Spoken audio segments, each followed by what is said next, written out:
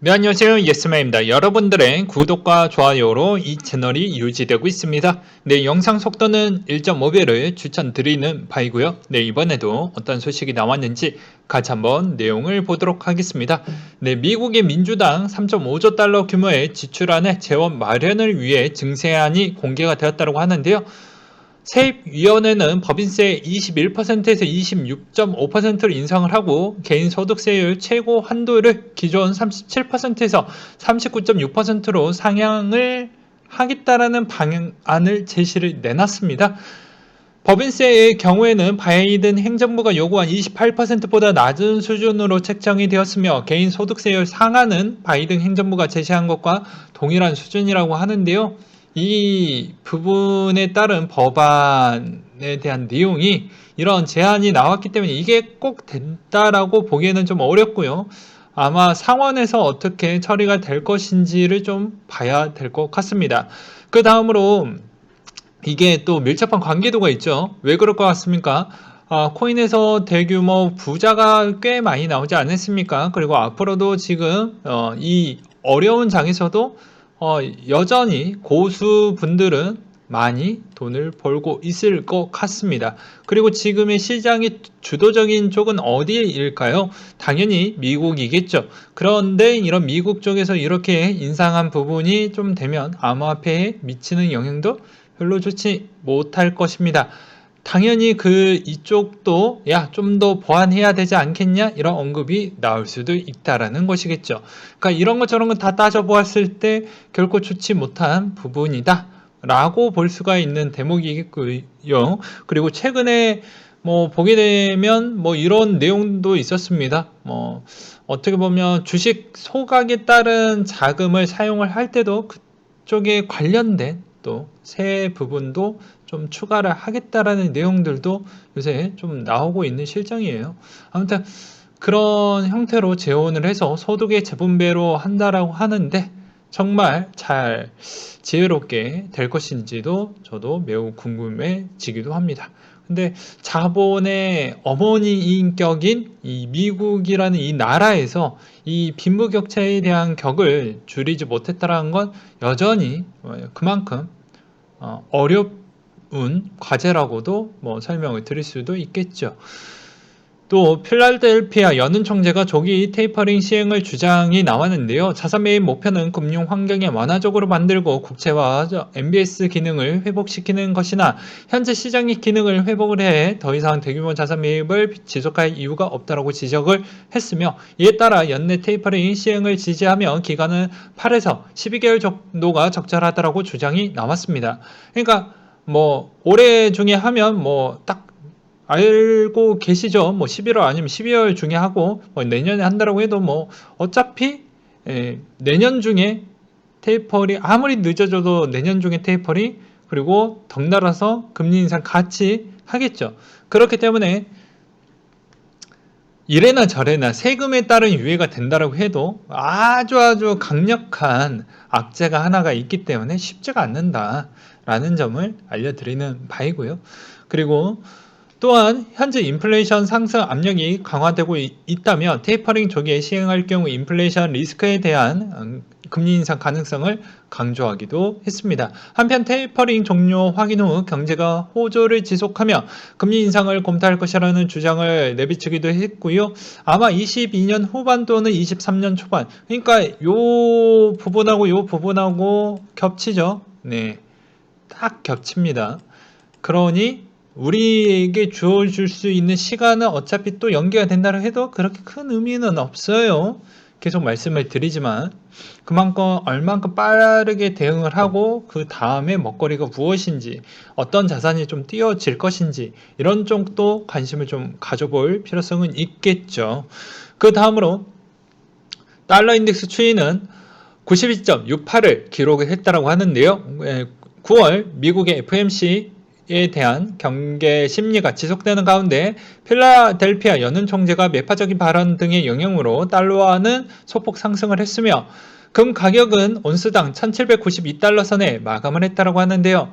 특별한 가격의 모멘텀이 부진한 영향으로 뚜렷한 방향성을 내지 못하는 가운데 강세 흐름으로 불구하고 소폭 상승 마감을 했다라고 합니다. 그 다음으로 유가는 배럴당 70달러 선에 마감을 보여주었다고 하는데요. 그 이유는 오펙의 수요 전망치를 상향한 가운데 허리케인 아이다 영향과 멕시코의 공급 시설이 여전히 차질을 보여주고 있다는 점, 그리고 월간 보고서에 22년 전 세계 원유 수요가 올해보다 420만 배럴 늘어난 하루 1억 80만 배럴에 달할 것이라는 전망을 내놓기도 했습니다. 네, 코인에 대한 소식을 전달해 드리도록 하겠는데요. NFT 아트 매거진 디지털 리유어스를 창간을 했다라는 내용과 체인 파트너스의 디파이 동키 스마트 계약 코드 공개 논란이 좀 있었다라고 되어져 있습니다. 그 다음으로 7월 시중 통화량 32조 증가 부동산 주식 투자에 이어져 라고 되어져 있죠. 그만큼 상당히 이 영향력이 꽤 크다라고 볼 수가 있게 되겠습니다. 그리고 모바일 뱅킹 확산으로 은행 정보 상반기에만 79곳이 사라졌다. 은행 쪽에 취업을 생각하시는 분들은 IT 개발자가 되어야 된다라고 누누이 말씀을 드렸습니다. 왜 그러냐면 어차피 금융이라는 최종 보스형 형태는요, 어떤 모델이냐면 풀 자동화 시스템이 맞는 거예요. 그리고 모든 서류 기반형의 종착지도 마찬가지입니다. 네, 그냥 오토매틱으로 계속 돌아가는 시스템으로 끝나는 거예요. 그러니까 그런 점을 좀 보았을 때는 이제 일반적인 그런 은행 창구 직원에 대한 소박한 꿈은 일단 접어두셔야 된다. 좀 더 뇌를 피곤하게 하는 쪽에 대한 직업군만 살아남기 때문에 내가 단순 노동 일자리 부분으로만 살 거라고 하면 뭐 투잡이나 쓰리잡 이런 형태로 갈 수밖에 없는 거예요. 왜냐하면 사회가 요구하는 쪽에 돈이 몰리게 되어져 있습니다. 그러면 그쪽에 돈이 몰린다는 거는 그쪽에 인력도 당연히 고액 용문자가 되겠죠. 근데 여기에서도 반대로 보게 되면 반대론자들이 이런 이야기가 나올 수가 있잖아요. 야, 네 말대로 뭐 일반 배달 쪽이 핫하니까 배달 쪽에 관련된 업종이 그러면 많이 쏠렸으면 그쪽에 연봉이 부른 게 갑이었냐? 초반부에는 갑이었지만 많이 늘어나니까 또 그만큼 또 다운그레이드 되긴 했지만 평균 대비에 대한 부분은 그만큼 많은 물량을 소화를 하기 때문에 평균 연봉대는 그래도 유지를 해주고 있다는 것이 팩트라고 볼 수는 있겠죠. 그 다음으로 키퍼러스 암호화폐 정책 발표, 암호화폐 법적 지위를 인정을 했다라고 하는데요. 이 내용으로 우리는 알 수 있는 대목이 무엇일까요? 알 수 있는 건 딱 있습니다. 우크라이나, 키프로스, 그리고 그 다음으로 이런 신흥국들에 대한 움직임들이 좀 더 빨라질 것 같은데요. 왜 그럴 것 같습니까? 자국의 통화가 불확실성이 커질 수밖에 없는 나라들은 대체 자산 쪽을 이렇게 열어둘 수밖에 없습니다. 열어둠으로써 어떤 효과가 생기냐면 당연히 그만큼 달러가 도망갈 수 있을 만한 출구 부분이 오히려 뒤로 다시 롤백해서 그대로 그냥 있는 거예요. 예. 그래서 이런 거에 따른 이런 암호화폐 자산이 워낙 핫하고 그리고 시총도 너무 커졌고 그리고 일반 선진국 부분은 계속 눈치 보고 그랬던 이유는 기초통화이다 보니까 신중할 수밖에 없죠. 되게 가벼워 보이면 그만큼 신뢰도가 깨질 수가 있는 여러 가지 부작용이 있기 때문입니다. 그러면 당연히 이런 부분에 있어서 그만큼 신뢰도를 좋지 않았을 때는 또 이탈할 수 있을 만한 그런 여력도 되겠죠. 뭐 대표적인 부분은 유럽은 언제든지 엑시트 하려고 하는 국가들이 되게 많아요. 그러니까 그런 걸 보았을 때 오히려 이런 거를 적극적으로 잘 하면서 약간 금리 인상에 따른 좀 충격을 완화시키기 위해서 해당 국가에 어떻게 해서든 자금을 계속 이 안에서 돌리기 위해서 그런 전략을 좀 많이 보여주고 있다. 그리고 비자 CEO 암호화폐 결제 수단이 현금 이동 수단이 되도록 할 것이다 라고 이야기 나왔던 이유 중에 하나도요. 그만큼 어떻게 보면 이 암호화폐 구매와 법적 화폐 전환 서비스를 한다는 건 그만큼 해당에 있는 그 나라 국가의 통화가 이게 나는 갖고 싶지 않는 거야. 해당 국민들이. 그러다 보니까 요게 스테이블 코인으로 놔두면 요거 괜찮거든. 그러니까 이런 쪽으로 수합을 해주는 부분에 내가 낼름 수수료를 챙겨 먹겠다 이런 부분도 없지 않아 있겠죠. 그래서 요새 뭐 비자, 마스터카드 뭐 이런 쪽이 계속 낼름 거리고 있는 이유 중에 하나인 것입니다. 그리고 블랙록이 최고 투자 책임자 암호화폐는 내구성 자산 상승 여력이 있다. 뭐 이런 이야기를 했는데요. 그는 암호화폐 오랜 기간 존재할 수 있는 내구성 자산에 속하며 개인적인 여러 투자 포트폴리오에 소량 암호화폐를 보유 중이라며 벤처 캐피털 주식을 보유하는 것과 같이 암호화폐를 보유함으로써 이 기반의 블록체인 발전에 이해하는 데 도움을 받고 있다. 뭐 이런 내용이 있었고요. 캐시우드가 비트코인 50만 달러 돌파하는 NFT 전망은 아주 맑다라고 이야기를 했는데요. 뭐 저도 매우 공감을 합니다. 왜 그러냐면 초반의 느낌은 요거 누가 사준다고 했는데 팬덤층이 어느 정도 사주고 그리고 여기에서 약간의 또 보이지 않는 또 마케팅 팀들이 또 어떻게 해가지고 생명을 좀 많이 불어 넣어줬죠. 그거는 과거에 한번 언급을 했으니 이제 패스하도록 하겠고 이제 이런 게 좀 잘 또 버무려졌고 그리고 가장 또 시즌에서 한번 불장이 또 엮였던 점이 또 큰 호재로 잘 적용을 해 주었다라는 부분과 그리고 그만큼 양적 완화로 인해서 또 이런 돈 숨기기에 최적화된 그런 부분도 조금 그런 영향으로도 쓰이기도 했었다. 뭐 이렇게도 설명을 드리는 바입니다. 그리고 전세계 암호화폐 투자펀드 4주 연속 순유입이다. 솔라나가 가장 급등을 보여주었다. 라는 내용이 있었고요.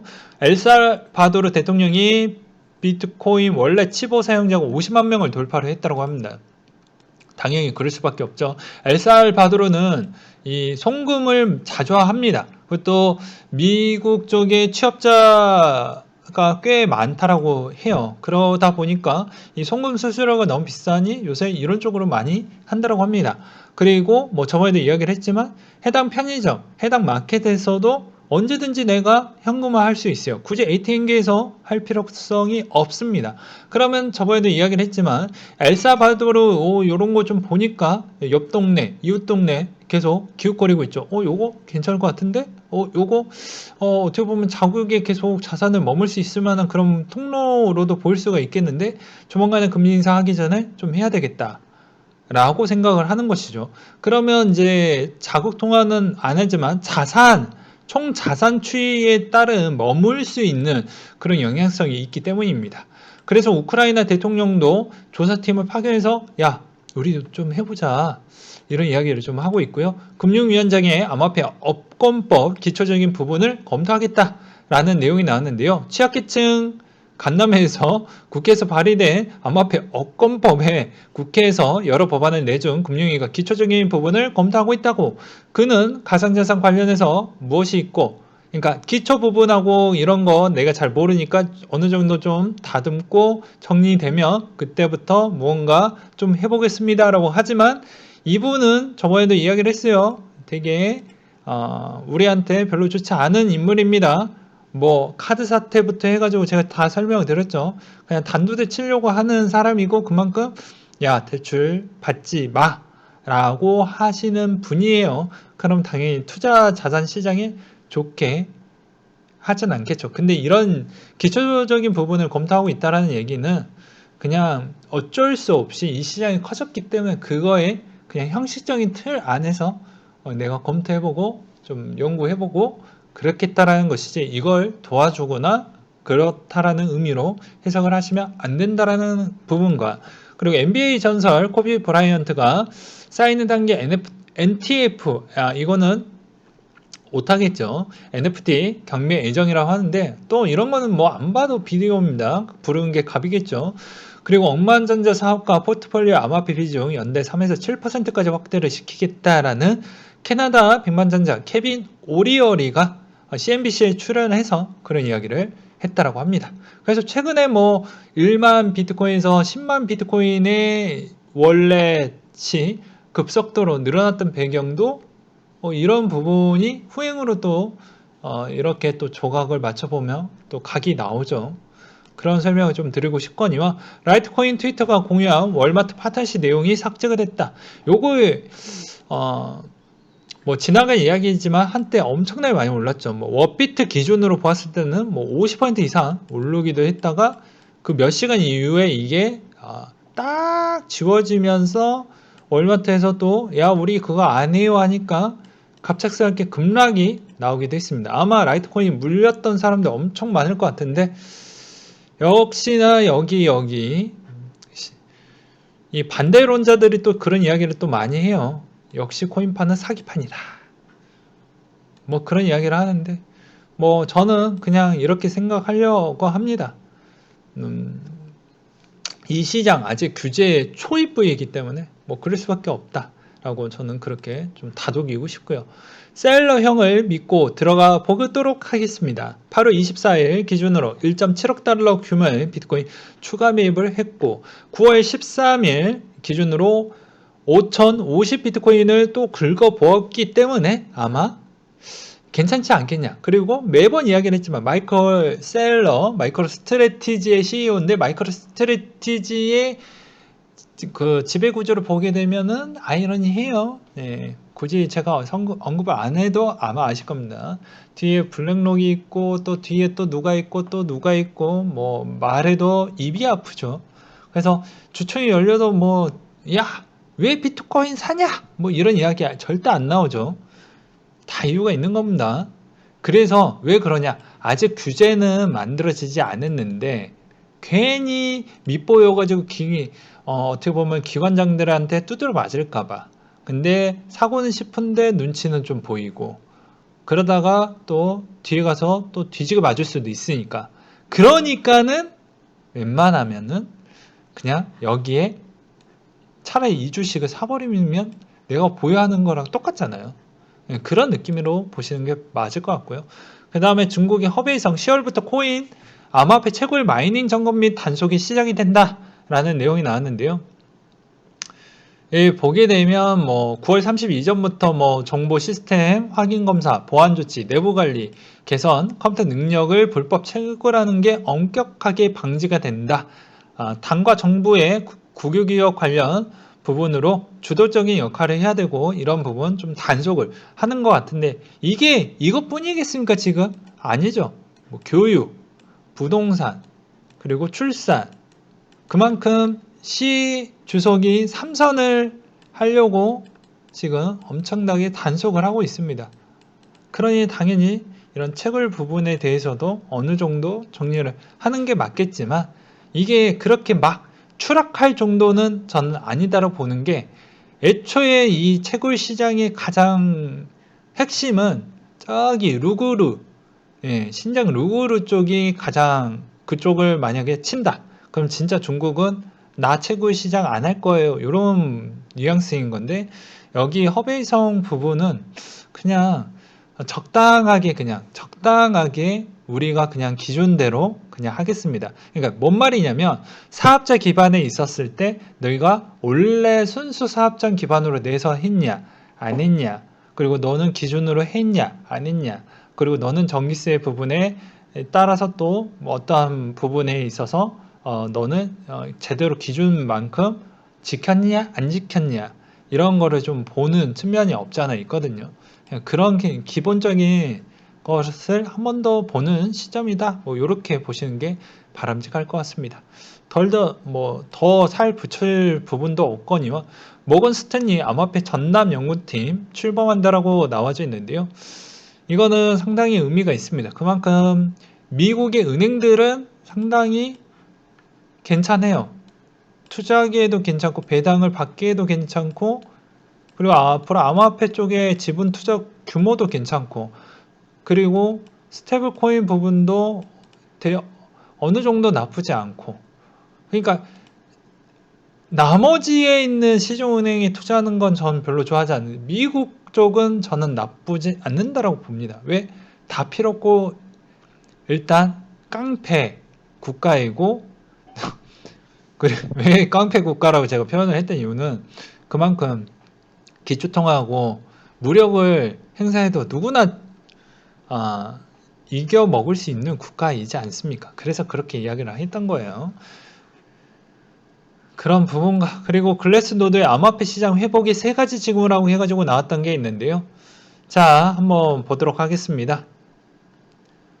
긍정적인 자금 지원으로 돌아가고 있다. 최근은 가격이 20% 폭락했을 때 연구 선물 펀딩 레이트가 잠시 마이너스로 돌아갔지만 빠르게 플러스 존으로 회복이 되었고, 조달률은 대부분 시장 참여자들이 여전히 상승세로 기울고 있다. 이와 동시에 데이터에 따르면 자금 조달 비율은 4월에서 5월 여전히 낮은 편이고, 이는 시장에서 레버리지가 높지 않아 변동성이 적다라는 부분이며, 그리고 오래된 코인들은 사용되지 않고 있다. 중요한 지표 중에 하나는 시장에서 소비되고 있는 코인의 나이, 발행 시점에 따른 부분인데, 고래들이 이윤을 취해서 시장에 빠져나가면 오래된 코인들이 시장에서 쏟아져 나올 것이다. 오래된 자금으로 인한 매도 압력이 커지면서 4월과 6월에 주요 되돌림이 이어져 갔으며, 최근 매도세에서 오래된 코인들이 거래소를 옮기지 않고 지갑에 보관하고 있는데, 이것들도 장기 보유자들이 현재 가격에서 이익을 챙기지 않고 더 보유하는 것을 선호한다라는 현상으로 보여지기도 했다. 장기 보유자의 공급을 보게 되면 총 공급량이 지속적으로 증가해서 2020년 9월 수준에도 도달하고 있다. 현재 공급은 79.5%에 달하고 있다. 그러니까 아직은 좀 더 희망적으로 풀가동했었을 때 이야기를 해드린다고 하면, 야, 아직 조금 더 희망적으로 좀 더 가지 않겠냐라는 이야기인데, 제가 봐도 약간 속았다라고 치고 좀 더 지탱해보고 이 9월달 어느 정도 가격대만 방어만 해준다면 전 10월달에도 좀 가능성이 있다라고 봅니다. 그래서 9월의 조정의 깊이가 그렇게 크면 안 된다. 계속 말씀을 드리고 싶고요. 저는 뭐가 됐든 간에 계속 말씀을 드리지만 왜 이렇게 계속 말씀을 드리는 이유가 있어요. 뭐가 됐든 간에 기준을 똑바로 잡아야 됩니다. 제가 틀리지 않았던 건 제 계좌에서 그대로 제가 그 결과의 성적표를 제가 그대로 체감으로 느끼게 됩니다. 어떤 체감? 아씨, 그냥 뺄걸. 이런 느낌이 여러분들하고 똑같아진다는 거예요.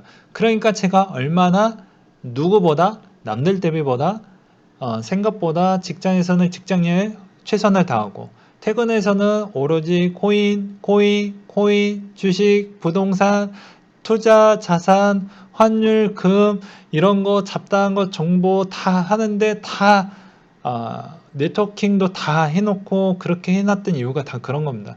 그러다 보니까 노잼 캐릭이 되기도 했었죠. 이러다 보니까 그만큼 사람 만나기가 쉽지 않고요. 그리고 또 상대 배우자 만나기에도 쉽지가 않는 것 같습니다. 또 부모님에게 저도 똑같은 아들로서 항상 죄송하다라는 생각이 들어요. 너는 언제 결혼할 거니? 항상 죄송할 따름입니다. 이제 추석 시즌이 가까워졌으니 분명히 제 구독자 1% 분들은 그런 이야기를 듣고 싶지 않는다고 하면 용돈을 두둑하게 이렇게 슬그머니 이렇게 주시던지 하셔야 돼요. 그렇지 않았을 때는 그런 소리 듣게 됩니다. 저는 이미 그걸로 입을 싹 봉인을 해놨습니다. 그러니까 오른 만큼 그쪽으로 쓱 해서 입을 막았죠. 그러니까 여러분들도 역시 금융치료가 최고이다 라는 걸 다시 한번 보여드리는 부분이고요. 가장 우선적인 건 돈은 쓸 때 꼭 써야 되고, 그리고 두 번째로는 필요한 타이밍 때 꼭 내가 이 시점에 아니더라도 꼭 타이밍에 맞춰가지고 아깝다라고 해도 쓸 땐 써야 됩니다. 그 시점에 놓치면 인생이 꼬여요. 진짜 꼬입니다. 저는 그 전에 그런 걸 여러 번 겪었기 때문에 다시 한번 말씀을 드리는 부분이고요. 이 돈 1,000만 원 아껴가지고 뭘 좀 할 수가 있는데, 이거 아껴갖고 무언가를 하나를 잃어요. 그게 등가 교환의 법칙이라고 해가지고 제일 좋아하는 건데, 하나를 뭘 얻으면 하나를 기본으로 잃게 되어져 있습니다. 저 한번 보세요. 부지런하니까 체력이 이 모양 이 꼴이지 않습니까? 똑같은 거예요. 네. 그러니 여러분들도 돈을 어떻게 잘 사용을 하고 활용을 하고 어떻게 불리는지 이런 회전율 추이를 잘 만들어 가셔야 본인 인생에 정말 도움이 많이 됩니다. 우리는 인생을 좀 더 재미있고 활기차고 즐겁게 보내기 위해서 돈이라는 것을 적절하게 이용을 하는 것이지, 돈이 내 인생의 위에 있으면 안 돼요. 그냥 내 밑에 있거나 나와 거의 비슷한 구도에 있어야 되는 겁니다. 내 위에 있으면 내가 희생을 당할 수밖에 없는 거예요. 어떠한 희생이냐면 잠도 안 자고 투잡 쓰리잡만 하고 그런 인생으로도 살다가 계속 이런 부분이 조금씩 부족하다라는 느낌이 계속 들게 되거든요. 그러면 언젠가는 이 돈의 굴레에서 벗어나야 되는 부분이 생기게 되는데 벗어나기가 쉽지가 않게 됩니다. 약간의 어느 정도 돈을 좀 벌었으면 탈출할 줄도 알아야 돼요. 그러니까 이 이야기를 또 드렸는 부분은 약간의 오지랖이고, 그러니까 여러분들한테도 좀 깨달으시라고 이야기를 하는 거예요. 이게 왜 그러냐면 이 굴레에서 적당량 이상 되면 탈출해야 되는 게, 안 그러면 사람의 욕심이 끝도 없어서 계속 조금만 더 하면 얼마 더 벌고, 조금만 더 하면 내가 한 단계 더 올라가겠지. 조금만 더 하다 보면은 어느 순간 나이는 쭉 가거든요. 근데 제가 계속 말씀을 드렸잖아요. 기대 수명이 뭐 100세, 120세 얘기하지만 연명 수명이 기껏 해봐야 67세에서 끝난다라고 얘기를 했잖아요. 즉 여러분들이 이렇게 사지 멀쩡하고 뭐 해도 67세 넘어가면 그냥 하나씩 고장 나면서 병원에서 누워있는 나머지 시간은 다 병원에서만 보내게 된다니까요. 그 통계로 나와져 있습니다. 그 통계가 얼마나 정확도가 높냐면 지난 지금 기억이 가물가물한데 지난 7년간 동안 그게 연명 수명이 늘지 않았다는 거예요. 그러니 여러분들의 어떻게 보면 수명은 유통기한이 있는 거예요. 진짜 효율적으로 써야 돼요. 이게 길어 보이니까 정말 그냥 대충대충 인생을 사시는 분들도 분명히 있을 거라고 보여집니다. 근데 제가 이런 이야기를 팩트적으로 전달을 해드리는 건 보다 효율적으로 인생을 즐겁게 살라고, 그런 부분에 나를 좀 더 도움을 줄 수 있는 게, 가장 큰 도움을 줄 수 있는 게 돈이기 때문에 돈에 대한 수단을 좀 적극적으로 좀 빨리 키워놓고 좀 여유롭게 보내라. 그 대신 내 인생의 위에 돈이 있으면 안 된다라는 걸 알려드리는 차원입니다. 그러니까 여러 가지 자료를 좀 많이 찾아보다 보면 기존의 방송에서 접했던 그런 내용들보다 실제 팩트를 찾아보면 또 그러지 않는 거예요. 그러니까 벌써 저도 나이 벌써 꽤 많이 먹지는 않았지만 벌써 20대였던 게 30대가 벌써 된 거예요. 분명히 형 누나분들 또 어린 친구들 분명히 그런 느낌 어느 순간 들 겁니다. 그러니까 나중에 후회하지 마시고 항상 지혜롭고 현명하게 좀 사셨으면 좋겠어요. 추석이 이제 점차 가까워지니까 이런 이야기를 해드리는 거지, 굳이 어떤 사람이 이렇게 구질구질한 뭐 잡소리하고 뭐 이렇게 뭐 잔소리 하겠습니까? 아무튼 뭐 제 마음을 아시는 분들은 이게 무슨 의도로 얘기를 했던 건지 아마 아실 것 같으니까요. 이쯤에서 마무리를 지어보도록 하겠습니다. 결론은 9월에 적당량만큼 조정을 줘야 되고, 뭐가 됐든 간에 저는 11월 중에 정리를 할 생각을 갖고 있다. 이게 이 정도로만 보시면 될 것 같습니다. 아무튼 9월에 조정폭은 좀 적게 오길 저도 좀 기도를 하고 있을게요. 네, 이상으로 마치도록 하겠습니다.